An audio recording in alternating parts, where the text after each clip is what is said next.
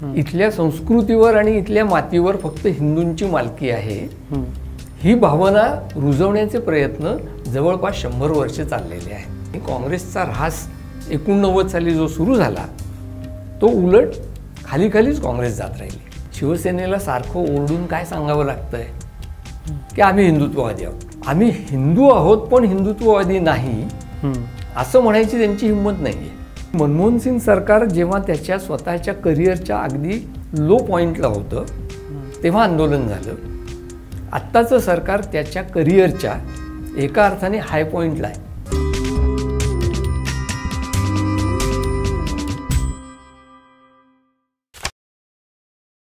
नमस्कार, मी विनायक पाचलक आणि थिंक बँकच्या दशकवेध या विशेष कार्यक्रमात तुम्हा सगळ्यांचं मनापासून स्वागत. 2020 संपतंय. 2020 कसं गेलं याच्याविषयी फार काही बरं बोलायला नसलं तरी 2020 संपते याचा अर्थ एक दशक संपतंय आणि नवीन दशकामध्ये आपण जातोय. सो या दशकात, गेल्या दशकात काय घडलं आणि येणाऱ्या दशकात आपल्याला काय अपेक्षित आहे, काय घडू शकतं याच्याविषयी आपण वेगवेगळ्या क्षेत्रातल्या तज्ज्ञांशी गप्पा मारतोय. आणि त्यातलीच एक महत्त्वाची मुलाखत आज आहे, ती म्हणजे डॉक्टर सुहास पळशीकर सरांची. सर, तुमचं मनापासून स्वागत थिंक बँक. नमस्कार. नमस्कार. सरांचे वेगवेगळे व्हिडिओ थिंक बँकवरती आले, ते लोकांना आवडले हे तुम्हाला माहीत आहेच. तुम्ही ते अजूनही जाऊन बघू शकता. पण सर ज्येष्ठ राजकीय विश्लेषक आहेत, विविध ठिकाणी लिहितात आणि महाराष्ट्राला परिचित अत्यंत नाव आहे. त्यामुळं फार वेळ न घालवता, कारण मला खूप बोलायचं आहे आज, वेगवेगळे प्रश्न विचारायचे आहेत. मी सरांच्या मुलाखतीला सुरुवात करतो. सर, माझा पहिला प्रश्न असा आहे की कोणतंही दशक जेव्हा आपण बघतो तेव्हा काही ठराविक घटनांनी किंवा एखाद्या घटनेने ते लक्षात राहतं आणि मग पुढचे कित्येक वर्ष त्यांचीच म्हणजे त्याचा रेफरन्स दिला जातो. असं आपण समजा या गेल्या दशकाकडे बघितलं तर कोणती घटना किंवा कोणत्या घटनांचा संच आहे की ज्यानं हे दशक घडलं असं तुम्हाला वाटतं? खरं कसं आहे, दशक हा कालगणनेचा भाग आहे. हो. राजकारणाचा जर विचार केला तर कदाचित दशकाला काही महत्त्वही नसेल. म्हणजे समजा भारताच्या राजकारणाचा विचार केला तर ते 14 पासून दशक सुरू झालं का, किंवा त्याच्या मागे जायचं झालं तर 92, 2002 हे टप्पे होते. पण तरी कालगणनेप्रमाणे जर या दशकाचा विचार करायचा तर आत्ता जे वर्ष संपतंय त्या वर्षांनी जो सामाजिक, सांस्कृतिक सगळ्याच क्षेत्रांमध्ये हाहाकार माजवला तो विसरता येणार नाही. कदाचित आपल्यापैकी अनेकांना असं वाटेल की याचा राजकारणाशी काय संबंध आहे. पण मागे तुम्हाला आठवत असेल तर आपण पॅन्डेमिक चालू असताना एकदा चर्चा केली होती. राईट. आणि त्याच्यात हा मुद्दा आला होता की ह्याचा केवळ या वर्षापुरता किंवा अर्थव्यवहारांपुरता संबंध नाही आहे, तर माणसं एकमेकांशी कशी संबंध ठेवणार आणि त्याच्यातून सार्वजनिक जीवन कसं घडणार याच्याशी या महामारीचा किंवा पॅन्डेमिकचा संबंध आहे. त्यामुळे जर उलटीकडनं विचार करायचा तर मी म्हणेन की पॅन्डेमिक 1919च्या प्लेग नंतर, स्पॅनिश फ्लू नंतर, प्लेग नाही स्पॅनिश फ्लू नंतर जगाने अनुभवलेली महत्त्वाची घडामोड आहे. त्याच्यापासून राजकारण अलिप्त राहू शकत नाही आणि म्हणून हे वर्ष महत्त्वाचं आहे. दुसरं, जर भारतापुरता विचार करायचा झाला तर अर्थातच मी म्हटलं त्याप्रमाणे मोदी आणि भारतीय जनता पक्ष यांचा 2014 झालेला उदय हे या दशकातलं सगळ्यात महत्त्वाचं एक घडामोड म्हणून पाहावं लागणारं असं आहे. याचं कारण त्याचा परिणाम पुढची 10 वर्ष राहणार आहे, तो संपणार नाही आहे. त्यामुळे निदान या 2 गोष्टी सुरुवातीला मला असं वाटतं लक्षात घ्यायला लागतील. बरोबर. तुम्ही जो उल्लेख केलात की मोदी आणि भाजपचा उदय आणि जवळपास 25 वर्षानं लोकसभेत एका पक्षाला बहुमत मिळणं आणि सलग 2दा मिळणं, तर म्हणजे हा फार क्रिटिकल इंटरेस्टिंग मुद्दा आहे की कदाचित 2014ला दशक चालू झालं का असाही विचार राजकीय परिभाषेत करावा लागेल. पण मोदी सेंट्रिक जे काही सगळं पॉलिटिक्स झालं, विशेषतः गेल्या 6 वर्षात, त्याच्या आधीचे 2 वर्ष प्रचाराची त्यांनी जी काही राळ उठवली, ह्या सगळ्याकडे तुम्ही कसं बघता? एक उजव्या म्हणूया आपण सेंटर टू राईट शक्तीचा उदय आणि प्रो इंडिया म्हणजे पॅन इंडिया त्याला मिळणारा प्रतिसाद, ह्याचं विश्लेषण तुम्ही कसं कराल? कसं आहे, उजवं आणि डावं हा शब्दप्रयोग पूर्वापार केला जातो आणि जगभर केला जातो. तो हळूहळू अप्रस्तुत व्हायला लागलेला आहे. बरं. म्हणजे उजवे कोण आणि डावे कोण. त्याची इतिहासात द्यायची गरज नाही, पण साधारणपणे पुरोगामी, समाजवादी हे डावे आणि त्याला विरोध असलेले उजवे. भारतामध्ये केवळ एवढंच करून चालणार नाही. आणि त्यामुळे तुम्ही जेव्हा उजवे म्हणता तेव्हा त्या शक्ती ह्या ज्यांना धर्मनिरपेक्षता विरोधी किंवा जमातवाद वादी असं म्हणता येईल अशा शक्ती त्यांचा उदय होणं हे सुद्धा उजव्या शक्तींच्या उदयात एक येतं. आणि हे भारतात झालं असं नाही. ब्राझील असेल, तुर्कस्तान असेल, आपल्या शेजारी श्रीलंका असेल, लांब थोडं जपान असेल, जगभर हा प्रवास चाललेला आहे. आणि त्यामुळे भारतात जे घडतंय त्याचा हा जागतिक संदर्भ आहे की ज्याला तुम्ही उजवं असं म्हणता, ज्याला मी समजा असं म्हणेन की लोकशाहीला धोका ज्याच्यातून निर्माण होतो अशा प्रक्रिया या जगभर या दशकामध्ये उदयाला आलेल्या आहेत. त्याला अमेरिका सुद्धा अपवाद नाही आहे.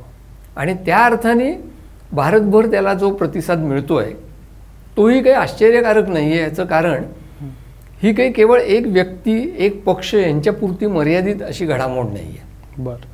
एका अर्थाने आंतरराष्ट्रीय आणि दुसऱ्या पातळीवर अखिल भारतीय अशी ही घडामोड आहे. पण आपण ज्याला म्हणतो की एक देशाचा म्हणून एक ढाचा असतो किंवा त्याच्यामध्ये राष्ट्रवादी शक्ती होत्या का, तर होत्या. पण त्या अचानक ज्या प्रबळ झाल्या, तुम्ही जसं म्हणालात तसं जगात आणि विशेषतः भारतात, आणि भरभरून लोकांनी मतं दिली आणि एका पक्षाचं सरकार सत्तेत आणलं, असं का जनतेला का करावं असं वाटलं? त्याच्याबद्दल आमच्यासारखे सामाजिक शास्त्रांचे अभ्यासक जे आहेत ते अजून माझ्या मते डोकं खाजवत आहेत. त्याला दोन पातळ्यांवरती बघायला लागेल. एक तर जागतिक आणि भारतापुरतं हे दुसरं. जागतिक पातळीवरती एक उत्तर जे काही लोकांना वाटतंय महत्त्वाचं आहे ते असं आहे की 1990 पासून जे जागतिकीकरण झालं ते एकांगी होतं. त्याच्यातनं कुणाचाच धड फायदा झाला नाही. त्याच्यातनं गरिबी कमी व्हायचे प्रयत्न जे झाले तेही झाले नाहीत. पण सांस्कृतिक मात्र हल्ले वेगवेगळ्या समाजांवरती झाले. त्याला प्रतिसाद म्हणून ठिकठिकाणी अशा प्रकारचे विचित्र, ज्याला आपण म्हणूयात आक्रमक स्वरूपाचे राष्ट्रवाद उदयाला आले, स्वयंकेंद्रित राष्ट्रवाद उदयाला आले. हे जगभर आपल्याला दिसतं. हे झालं जागतिक उत्तर. आणि मग ते तुम्ही ब्राझीलला किंवा इतर देशांनाही जोडून पाहू शकता, ब्रेक्झिट, आणि त्यामुळे इंग्लंडला जोडून पाहू शकता. केवळ हे उत्तर भारतासाठी पुरेसं नाही. भारतामध्ये ही प्रक्रिया जशी घडतीये तसंच 89 पासनं किंवा थोडं त्याच्या आसपासपासनं दोन गोष्टी घडत आहेत. एक म्हणजे ज्याला काँग्रेस प्रणित व्यवस्था असं आपण म्हणतो तिची मोडतोड. हे झालं पक्षीय राजकारण. दुसरी जी घडतीय प्रक्रिया ती अशी की त्या प्रक्रियेमधून सातत्याने आपण म्हणजे आपला देश नेमका कुणाचा आहे, आपण एक राष्ट्र आहोत म्हणजे काय आहोत, ह्याच्याबद्दलचे प्रश्न 89 सालापासून जोमाने उपस्थित केले जात आहेत. त्यांना मध्यम वर्गाचा सांस्कृतिक पाठिंबा मिळतोय, केवळ राजकीय नाही. आणि त्याच्यातून ही प्रक्रिया घडलेली आहे. बरेच वेळेला 8-10 वर्ष जी मनमोहन सिंग सरकार होतं, UPAची राजवट होती 10 वर्ष, त्याच्यामुळे या मुद्द्याकडे दुर्लक्ष केलं जातं की 92 साली काय घडलं. आणि तिथपासून पुढं सतत ही जी प्रवृत्ती आहे, ज्याला मागच्याही चर्चेत आणि मी वारंवार बहुसंख्याकवाद असं म्हणत आलेलो आहे, मेजॉरिटेरियनिझम, ती कशी वाढतीये. ती जगभर वाढतीये. पण भारतात ती वाढण्याची ज्याला आपण म्हणू इंडिया स्पेसिफिक म्हणजे भारताच्या पुरती विशिष्ट अशी कारणं सुद्धा आहेत. ती केवळ आर्थिक नाही आहेत. आणि 100 वर्षाची ही प्रक्रिया आहे खरं पाहिलं तर. की भारत हा केवळ हिंदूंचा आहे. इथल्या संस्कृतीवर आणि इथल्या मातीवर फक्त हिंदूंची मालकी आहे. ही भावना रुजवण्याचे प्रयत्न जवळपास 100 वर्ष चाललेले आहेत. त्या सांस्कृतिक राजकारणामधून जे पक्षीय राजकारण घडलं ते अचानक 14 साली आकाराला आलं. आणि त्यामुळे तुम्ही जी प्रक्रिया म्हणताय लोकशाहीच्या संदर्भातली, ती ही दुहेरी आहे भारतामधली. तरी म्हणजे एकाच वेळेला जागतिक असणारे ट्रेंड त्याला इकॉनॉमिक कारणं असतील आणि दुसऱ्या बाजूला भारतातले ट्रेंड की ज्याला सांस्कृतिक कारणं असतील, या दोन्हीचा संगम म्हणून ती घटना घडली. मग म्हणजे मला आता हा असा उपप्रश्न विचारावा असा वाटतो की भाजपनं सत्तेत आल्यानंतर, विशेषतः दुसरी टर्म मिळाल्यानंतर, सातत्यानं त्यांचे सांस्कृतिक अजेंडे किंवा जे सामाजिक अजेंडे आहेत ते पूर्ण करण्यावर जो भर दिला, हे त्याचंच कारण आहे का की ह्याच्यामुळे आपल्याला मिळालं आता हे परतफेड करून टाकू, असं काही आहे का? एका अर्थाने बरोबर आहे, पण त्याच्या आधी एक लक्षात ठेवलं पाहिजे की आर्थिक मुद्द्यांवरती ढोबळमानाने जागतिकीकरण असेल, उदारीकरण असेल, याच्याबद्दल आज सरकार चालवणाऱ्या पक्षामध्ये म्हणजे भाजपमध्ये फार वेगळं काही त्यांना म्हणायचं नाही आहे. आणि त्या अर्थाने आपण असं म्हणूयात की एक कन्सेन्सस, एक सहमती तयार झालेली आहे की जागतिकीकरण, उदारीकरण या गोष्टी करायच्या. आता त्या सहमतीच्या अंतर्गत मग अजेंडा काय उरतो, तर तो कल्चरल किंवा सांस्कृतिक अजेंडा उरतो. आणि एक प्रकारची ही वाटणी आहे, कारण खुद्द ज्याला संघ परिवार असं म्हणतात, त्या संघ परिवारामध्ये किंवा हिंदुत्ववादी सामाजिक घटकांमध्ये जागतिकीकरण, आर्थिक मुद्दे ह्याच्याबद्दल सुद्धा चलबिचल आहे. आणि त्यामुळे त्यांनी एक वाटणी करून घेतली की ह्याच्याबद्दल गप्प बसूयात आपण आणि सांस्कृतिक अजेंडा आपला जो आहे तो पुढे रेटूयात, कारण त्याच्यासाठीची अशी संधी पुन्हा मिळणार नाही. ही संधी पूर्वी त्यांना कधी मिळाली नाही.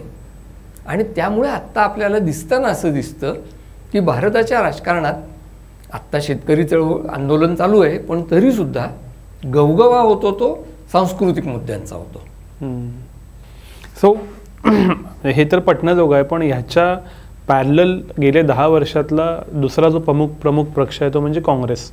खरं तर 2011-12 साली जी आंदोलनं चालू झाली तिथूनच असं म्हणतात की काँग्रेस शेलमध्ये गेला आणि अजून तो काही बाहेर आलेला नाही. तर एक काळ असा होता की जेव्हा काँग्रेस सिस्टीम असं म्हटलं जायचं की विरोधी पक्षच नाही, गल्ली ते दिल्ली आपल्या भाषेत, म्हणजे पंचायत समितीपासून ते प्रधानमंत्र्यांपर्यंत सगळीकडे काँग्रेस. ही परिस्थिती तुम्ही म्हणाल तसं टप्प्याटप्प्यानं कमी होत गेली आणि पण आता कुठंच काँग्रेस सापडत नाही का काय? म्हणजे हाताच्या बोटावर मोजण्या इतपत राज्य आणि खालची थोडीशी विश्विषित ज्याला आपण म्हणतो किंवा अशी झालेली यंत्रणा. तर हे काँग्रेसचं गेल्या 10 वर्षात असं का झालं आणि त्याचं कारण काय? कसं आहे, मी मगाशी म्हटलं तसं 10 वर्ष काँग्रेसचं सरकार होतं किंवा काँग्रेसच्या नेतृत्वाखाली, त्यामुळे लोकांना असं वाटायचं की काँग्रेस आहेच. पण तुम्ही जर पाहिलं मागे जाऊन तर 89 साली काँग्रेसचा जो पाडाव झाला तो काँग्रेसच्या ऱ्हासाची सुरुवात झाल्याची खूण होती. ओके. त्याच्यानंतर काँग्रेसने डोकं वर काढलेलंच नाहीये. सरकार आली काँग्रेसची 91 साली नरसिंहराव, 4 साली परत मनमोहन सिंग, ही सरकार आली. पक्ष म्हणून आपलं काय वेगळेपण आहे आणि एकूण समाजावरती असणारा वरचष्मा, या दोन्ही अर्थाने काँग्रेसचा ऱ्हास 89 साली जो सुरू झाला तो उलट खाली खालीच काँग्रेस जात राहिली. 89 ते 99 हे दशक जर तुम्ही पाहिलं तर ते बहुपक्षीय अस्थिरतेचं दशक होतं. 99 पासून म्हणजे वाजपेयींचं सरकार पुन्हा निवडून आलं तेव्हापासून बहुपक्षीय पण स्थैर्याचं दशक होतं. आणि ते दशक नव्हतं, 1.5 दशक होतं. 14 सालापर्यंत ते राहिलं. याचा परिणाम असा झाला की त्यामुळे काँग्रेसचं नक्की काय होतंय याच्याकडे बऱ्याच वेळेला दुर्लक्ष झालं. 10 वर्ष सत्तेवर राहून सुद्धा काँग्रेसला फार काही करता आलं नाही पक्ष म्हणून स्वतःला वाढवण्यासाठी. आणि त्यामुळे आज आपल्याला जी काँग्रेसची स्थिती दिसते ती गेली 30 वर्ष, बरोबर ना, 30 वर्ष होतात, 30 वर्ष चाललेली स्थिती आहे. अच्छा, म्हणजे 30 वर्षात हे टप्प्याटप्प्यानं घडत गेलं आणि त्याची काय सगळ्यात खालचा बिंदू आत्ता आलाय असं म्हणणं इतपत आहे का? त्याचं राजकीय प्रतिबिंब सगळ्यात नीचांकाचं हे तुम्हाला आत्ता दिसतंय 14 आणि 19च्या निवडणुकांमध्ये. किंवा तुम्ही म्हणाला त्याप्रमाणे कुठल्याच राज्यात काँग्रेस धड नाही, बरोबर, त्याच्यात तुम्हाला ते राजकीय प्रतिबिंब दिसतंय, बरोबर. पण तुम्ही ज्याला काँग्रेस सिस्टीम म्हणालात ती 89 साली पूर्ण संपली. अच्छा. त्याच्या आधी सुद्धा ती कशीबशीच चाललेली होती. पण तो इतिहासाचा भाग झाला. बरोबर. ती जी मोडकी तोडकी काँग्रेस सिस्टीम शिल्लक होती ती 89 साली संपुष्टात आली.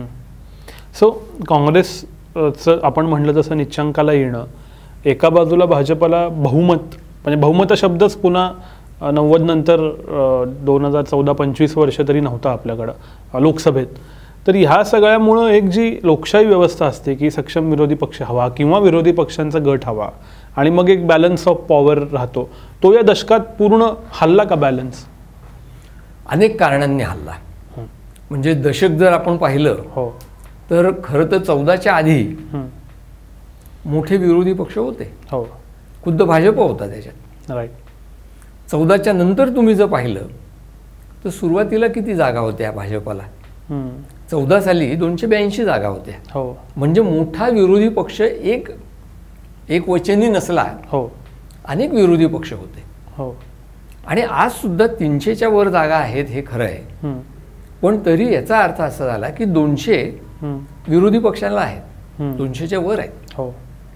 याचा माझ्या मते अर्थ असा होतो की विरोधी पक्ष नावाची गोष्ट औपचारिकपणे आहे, पण आपण कशाकरता भाजपला विरोध करतोय?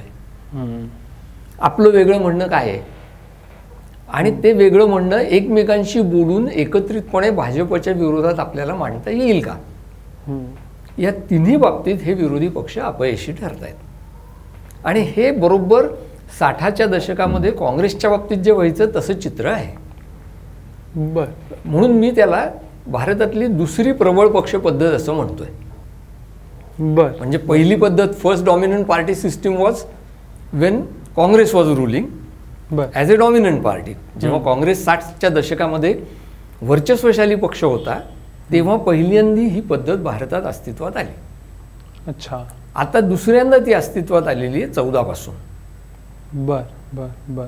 पण अशी पद्धती येण्यात जनमत सगळंच भाजपच्या बाजूने आणि आपण काही भाजपच्या उलट गेलो तर आपला आहे नाही तो पण बेस संपेल अशी भीती कुठतरी वाटते का विरोधी सगळ्या पक्षांना? तुम्ही म्हणता तो मुद्दा अगदी बरोबर आहे की केवळ बहुमत नाही आहे भाजपकडे किंवा केवळ लोकसभेतलं बहुमत आणि राज्यांमध्ये सत्ता नाही आहे. हो. तर लोकमतावरती एक प्रकारचा कब्जा करण्याची कला त्यांना अवगत झालेली. त्याच्यामध्ये माध्यमांचा फार मोठा वाटा आहे.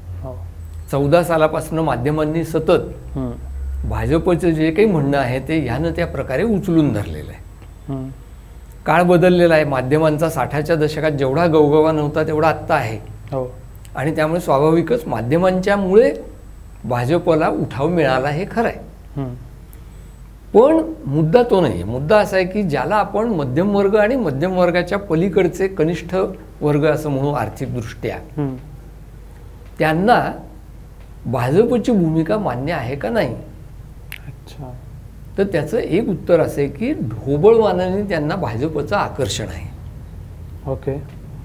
भाजपच्या नेतृत्वाबद्दल मोठ्या प्रमाणावर विश्वास आहे.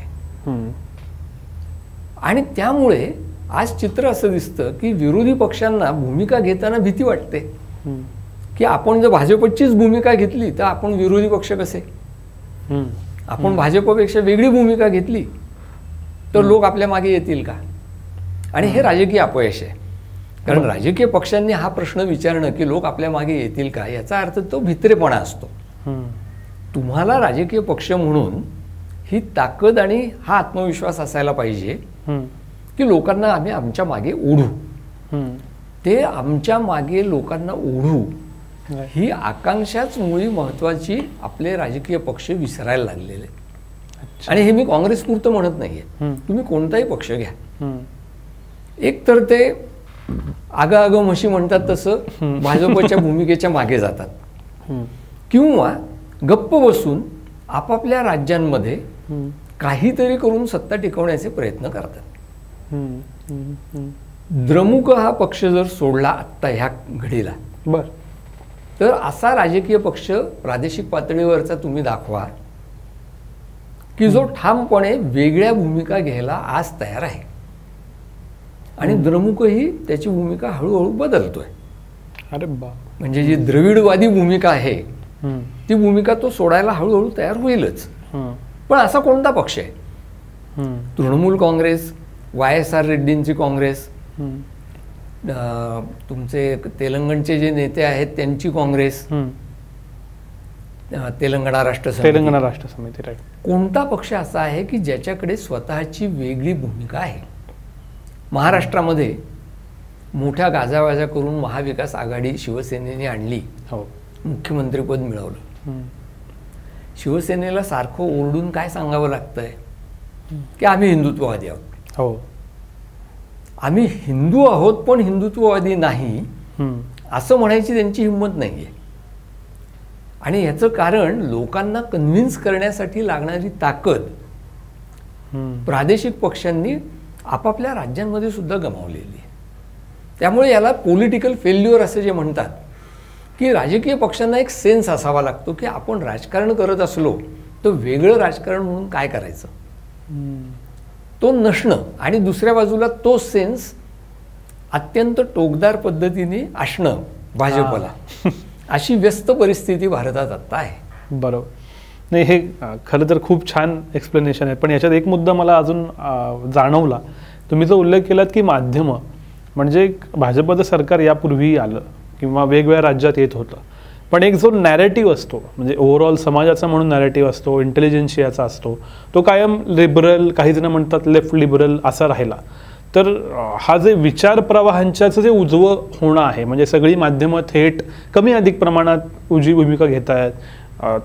मी ज्या कॉन्टेक्स्टमध्ये उजवं या मुलाखतीत समजतोय त्या, किंवा विचारवंतांना उजव्या जास्त स्कोप मिळतोय, तर ही जी उजवीकडे सरकणं नॅरेटिव्हचं आहे, ह्याच्याकडे तुम्ही कसं बघता? पुन्हा मोठं उत्तर द्यायला लागेल. एक भाग त्याच्यातला असा आहे की हे जे सरकणं आहे ते 90च्या दशकापासून सुरू झालेलं आहे समाजाचं, आणि त्याच्यात माध्यमही आली.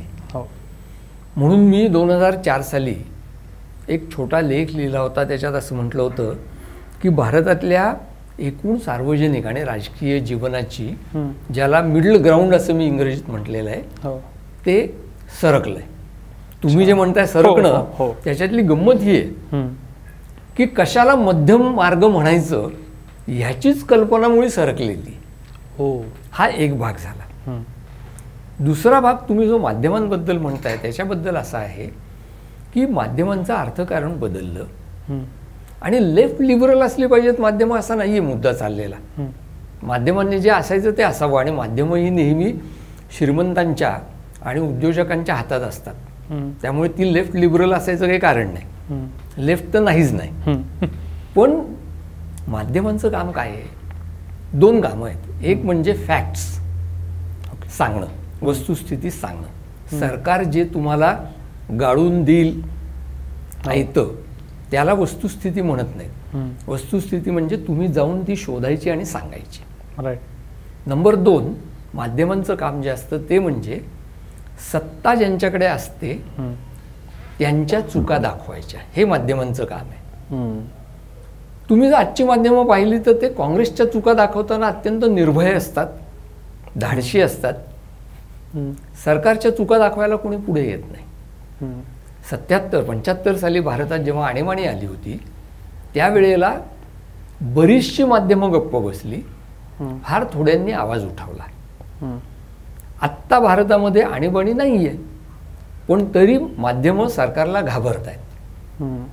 आणि ती घाबरण्याचं कारण सरकारी यंत्रणांचा भारतात पूर्वी झाला नाही एवढा दुरुपयोग होतोय हे जितकं खरं आहे, तितकंच रिस्क घेऊन, धोका पत्करून माध्यम म्हणून आपली प्रतिष्ठा उंचावण्याची तयारी जवळपास कोणत्याही माध्यमाकडे नाही. आणि मी जेव्हा माध्यम असं म्हणतो तेव्हा दोन्ही, म्हणजे प्रिंट आणि इलेक्ट्रॉनिक, टेलिव्हिजन, दूरचित्रवाणी, या दोघांबद्दल मी हे बोलतोय.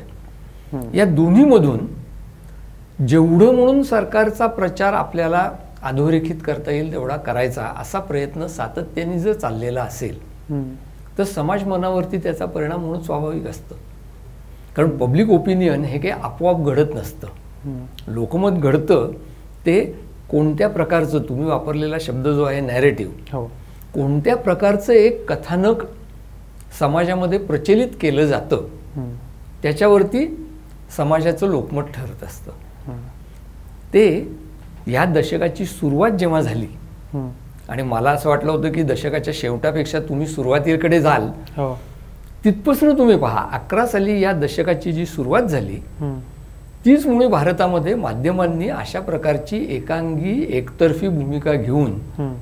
त्यावेळच्या सरकारच्या विरुद्ध शूरवीर असल्यासारखं दाखवून हो. ते सरकार पाडण्यामध्ये झाले. हो. अचानक 14 साली नाही झालेला, 11 सालापासून माध्यमांनी त्यांची भूमिका बदलून भाजपकडे आपला ज्याला म्हणूयात पाठिंबा वळवला होता. हम्म. तो थेट भाजपकडे सुरुवातीला दिसत नव्हता, त्यामुळे लोकांना वाटत होतं की माध्यमं ही अण्णा हजारे आणि अरविंद केजरीवालांच्या चळवळीला पाठिंबा देत आहेत. हो. पण नॅरेटिव्ह बदलणं जे आहे ते 11 सालापासून सुरू झालं होतं. बरोबर. त्याची परिणती 14 साली झाली, हम्म. ती राजकारणात झाली.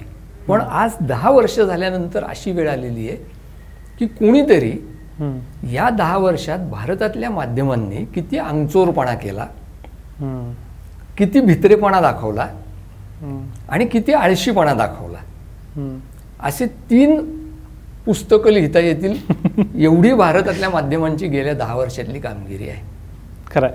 मी तो शेवटी मुद्दा ठेवलेला की 2011चं आंदोलन आणि 20चं आंदोलन, पण त्याच्या आधी म्हणजे त्या प्रश्नाकडे यायच्या आधी मला एक मुद्दा असा तुम्हाला विचारायचा आहे की एक पक्ष किंवा एक यंत्रणा, माध्यमं, जनमत, विरोधी पक्ष या सगळ्यांना काय म्हणू एक प्रकारे काबूत ठेवते, नॅरेटिव्हवर कंट्रोल मिळवते आणि इलेक्शन जिंकण्याचं एक वेगळंच मेकॅनिझम उभं करते की जे काय पन्ना प्रमुख असेल आणि काहीतरी असेल, म्हणजे असं तर पूर्वी तरी ऐकलं नव्हतं.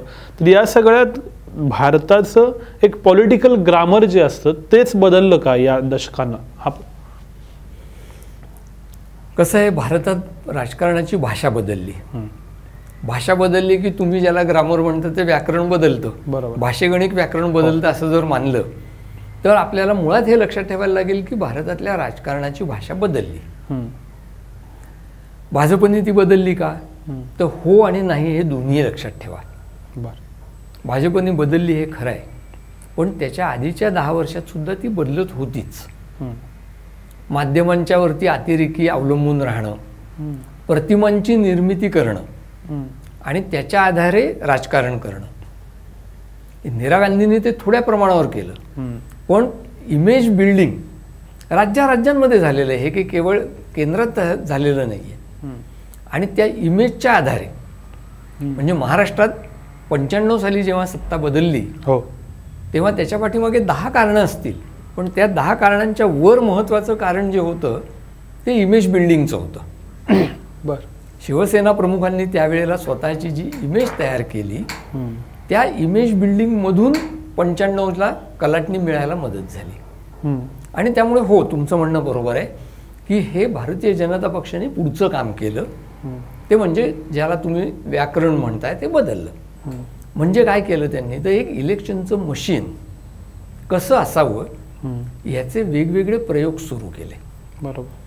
होलोग्रामच्या माध्यमातून प्रचार करणं, व्हॉट्सॲपवरनं प्रचार करणं, हे एका बाजूला म्हणजे टेक्नॉलॉजी. हो. दुसऱ्या बाजूला पन्ना प्रमुख ज्याचा तुम्ही उल्लेख केलात की तुमचे कार्यकर्ते जे आहेत त्यांना त्या एका 100 लोकांची किंवा 200 लोकांची जबाबदारी देणं की त्यांनी त्यांच्याशी संपर्क साधायचा. हे सगळे प्रयोग जर तुम्ही पाहिलेत आणि मग अर्थातच त्याच्यावर नेतृत्वाची भाषा. हो. एकटे मोदी नाही तर मोदींची भाषणं आणि पन्ना प्रमुखांचं काम ही मोठी साखळी आहे. आणि ती साखळी तयार करण्याचं श्रेय, एक नवं राजकारण तयार करण्याचं श्रेय हे भाजपला द्यायलाच पाहिजे. 2011ला साधारणतः ते आंदोलन जनलोकपालाला गती मिळत गेली. मग तुम्ही म्हणालात तसं ते एक माध्यमांच्या सहकार्यानं एक देशव्यापी नॅरेटिव्ह उभं राहिलं. वेगवेगळे कोण मान्य करतं नाही असे स्कॅम्सची चर्चा प्रचंड गतीनं 10च्या एंडला आणि मग वाढतच चाललेली होती. या आंदोलनानं खरं तर या दशकाच्या सोशिओ पॉलिटिकल घटनांची सुरुवात झाली. आणि आज आपण बोलतोय हे वर्ष संपेपर्यंत सुद्धा शेतकरी आंदोलन पेटलंय आणि ते तसंच राहील असं आत्ता तरी दिसतंय. ही 2 आंदोलनांच्या मध्ये भारतीय लोकशाही म्हणून, म्हणजे हे राजकारण वगैरे तर त्याचे भाग आहेत, भारतीय लोकशाही म्हणून आपण कसा प्रवास केला? पहिलं आंदोलन जे आहे ते एका अर्थाने पोकळ आंदोलन होतं. माध्यमांना आणि मध्यम वर्गाला आवडणाऱ्या मुद्द्यावर होतं, भ्रष्टाचार. हो. हा एक ज्याला आपण म्हणूयात अमूर्त मुद्दा असतो आणि तो सगळीकडे असतो.